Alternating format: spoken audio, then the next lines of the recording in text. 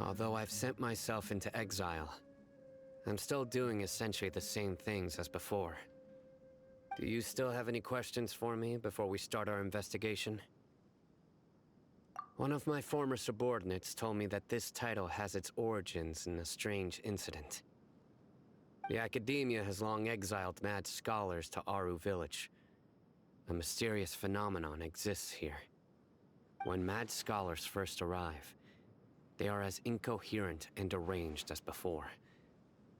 But after spending some time here, they invariably begin to calm down.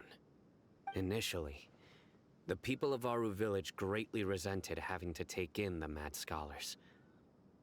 But a strange incident one night changed that. Aru Village was struck by the strongest earthquake in living memory. Seeing buildings on the verge of collapse all around him, the then chief of the village was preparing to take everyone to safety. Suddenly, he noticed a mad scholar crouching in a corner, caressing the ground with his hands. A soft, green light radiated from him, like a divine glow against the backdrop of night. Despite the powerful tremors that ripped through the ground that night, all the houses remained upright, almost as if they had grown roots reaching deep into the ground. In the end, not a single building collapsed, and no one was hurt. After that, the people of Aru Village treated the mad scholars with greater kindness, and began to refer to them as the village keepers. A soft green light? A mad scholar protecting Aru Village? What do you make of it, Traveler? Paimon thinks so too. Actually, Sino, do you know if any of the mad scholars continued to wear their Akasha terminals at Aru Village? In theory, they would continue wearing them so the Academia could still monitor their activities. With that said, the main Akasha system would no longer have any interaction with them. Oh, no wonder! Everything makes sense then! Add in the fact that they calmed down, it was probably Nahida who calmed them. If you are able to draw a conclusion from this one story alone, then it appears you possess much more information than I do. So, what do you make of the story? Really? Lesser Lord Kusanali. What? You don't believe us? Lesser Lord Kusanali was definitely using the Akasha to give her power to the mad scholars! No, it's not so much that I don't believe you. I'm just struck by your reasoning. Lesser Lord Kusanali, the current Dendro Archon. Is she really active in Sumeru? The Academia has always placed far greater importance on the late Greater Lord Rukkhadevata. They've more or less ignored Lesser Lord Kusanali, and I've never had any reason to doubt their views. In addition, I've never heard any stories about Lesser Lord Kusanali and her deeds. To me, she might as well have been a god that never existed. No way! Nahida definitely exists! She's a... how should Paimon put it? She's a good Archon who's kind and wise, even if she says weird stuff sometimes. I've spent many years interrogating criminals, so I can easily tell when someone is lying. Good! Then you should know that we're telling the truth! That look in your eyes. I've never seen that from a liar. You two really must have met Lesser Lord Kusanali. How can this be?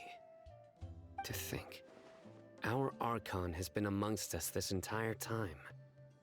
Alright, now it's our turn to put our skills to good use for this investigation. But easier said than done, especially since we don't have any leads. Maybe we can start by knocking on some doors. Excuse me, are you here to help me find my grandpa? Huh? Who are you? By the sounds of it, a resident of this village. My name is Isak. You'll help me find my grandpa, right? Is your grandpa a mad scholar? Hey, don't say that. Grandpa is just Grandpa. Why do you have to call him that? It's not like he's a bad person or anything. The person you're referring to is not a local, yet you are.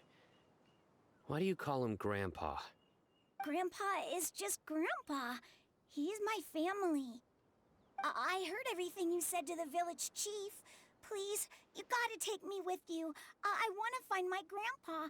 I swear I'll help. I won't be a nuisance. Ah, so you're the one who was eavesdropping on us around the village chief's house. I was planning to go out and take care of whoever it was, but I had a vague feeling that they didn't harbor any ill intent. Whoa.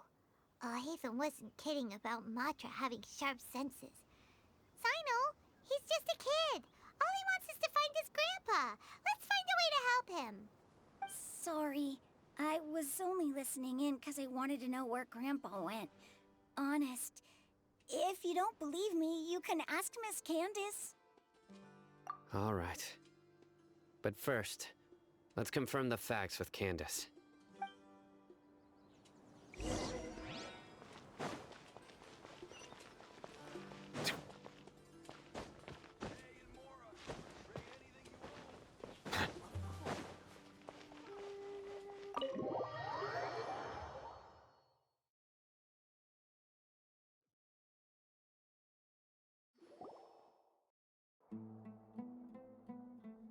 Sino is super vigilant.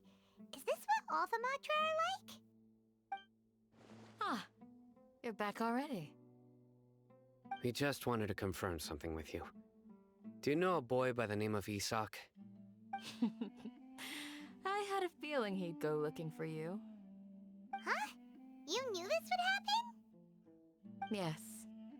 Although he tried his best to stay hidden, I still noticed him eavesdropping outside the window. He really wants to get his grandfather back. Isak's parents were both Aramite mercenaries who rarely returned to the village after finding employment in the city.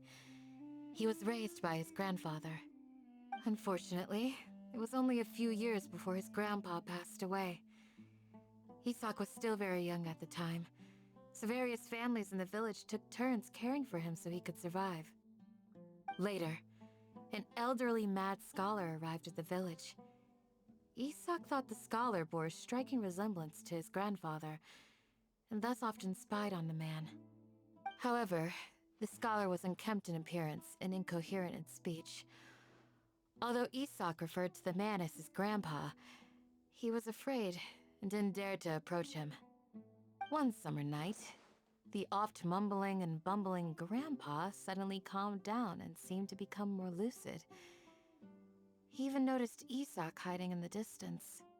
So Grandpa walked up to Isak and patted him on the head. He even took Isak to the entrance of the village, where he patiently taught the boy the names of the stars, and accompanied Isak until he fell asleep.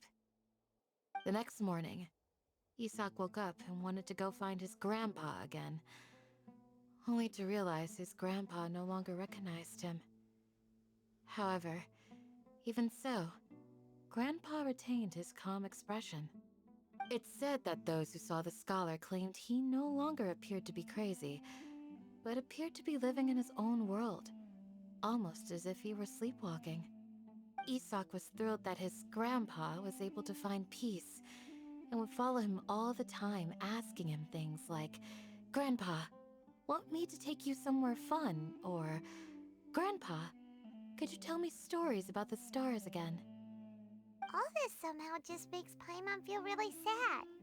It seems like they both deserve so much better. Perhaps. Nearly everyone who lives in the desert has some form of hardship or regret. But even so, we must still continue on with our lives. It's also my reason for fighting. I must continue to protect this land.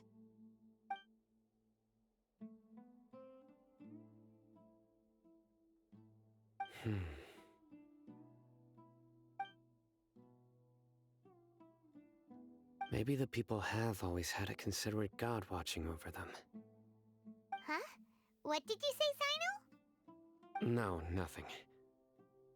As long as Isak keeps his word and doesn't get in our way, we can take him along. Perhaps you are more compassionate than I gave you credit for. Please accept my thanks on Isak's behalf, Sino.